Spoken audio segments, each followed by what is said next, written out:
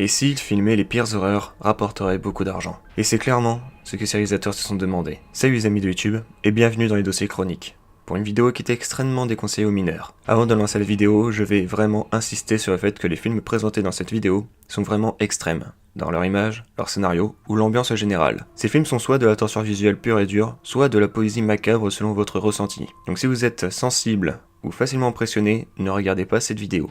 J'insiste, je tiens aussi à préciser que je présente ces films pour votre culture, ou pour but informatif, et en aucun cas je suis d'accord avec les faits ou les propos qu'il peut y avoir. Je m'intéresse beaucoup au cinéma, mais évidemment ça comprend des films horribles. Comme pour l'histoire, certaines époques étaient horribles. Et bien ces films font aussi partie du bestiaire des atrocités que l'homme est capable de réaliser, en bien ou en mal. Et condition l'oblige, je ne pourrai vous montrer beaucoup d'images ou de vidéos dans cet épisode. Tout du moins, je vous invite à débattre dans les commentaires sur les films qui vont être présentés.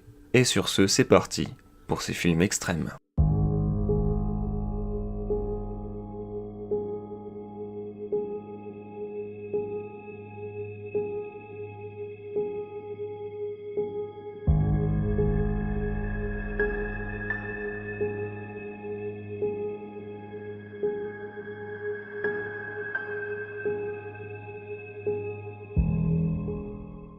Vase de noces. Aussi appelé The Pig Fucking Movie, le film traite ouvertement de zoophilie, et il comporte des scènes de scatophilie, et de ce fait a été considéré comme obscène par de nombreux organismes. Voilà, donc si vous n'avez pas quitté la vidéo parce que vous pouvez être choqué, il faut le faire maintenant. Voici le résumé. Le film suit un homme malade mental qui réside dans une ferme rurale dans la campagne belge. Mais l'homme est particulièrement obsédé par une truie de sa ferme, avec laquelle il a des relations sexuelles. Bientôt la truie donnera naissance à des cochons que l'homme pendra pour laisser mourir. Beaucoup de personnes qui ont vu ce film se sont senties profondément déstabilisées ou étonnées par ce film. Si on cherche dans le propos de fond, le film traite de la folie et de la solitude en reliant le paradis avec des scènes bien tournées et l'enfer avec des scènes de zoophilie. Et il faut savoir que ce film est vraiment apprécié par les amateurs de ce genre. Certains trouvent une bonne poésie, d'autres ne voient que des scènes chocs sans but. Ce film est un ressenti à parcourir seul, en fonction de votre demande, mais il peut vraiment vous faire sentir mal. Je vais vous montrer un passage de Marion Hansel, actrice et réalisatrice d'origine belge très réputée, qui parle de ce film. Si vous voulez voir la vidéo en entier, le lien est dans la description.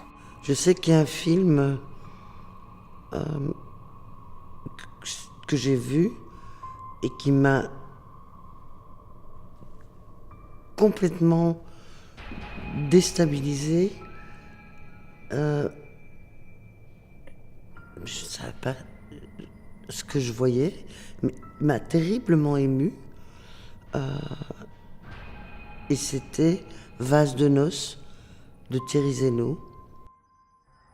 Bigoten.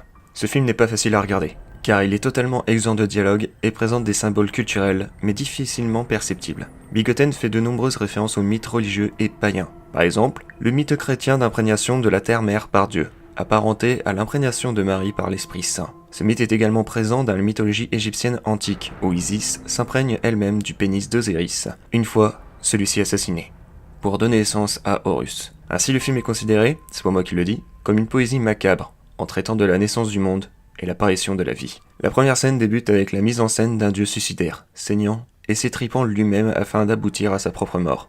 Dieu est mort, et de sa mort naît le monde. Une femme apparaît, la terre-mère. De ses restes, elle s'éveille du corps gisant et s'imprègne de son éjaculat représenté par son sang. Une fois enceinte, elle se met en route vers un paysage sans fin, et complètement stérile. Puis la grossesse se manifeste par l'avènement d'un adulte avec qui elle restera liée.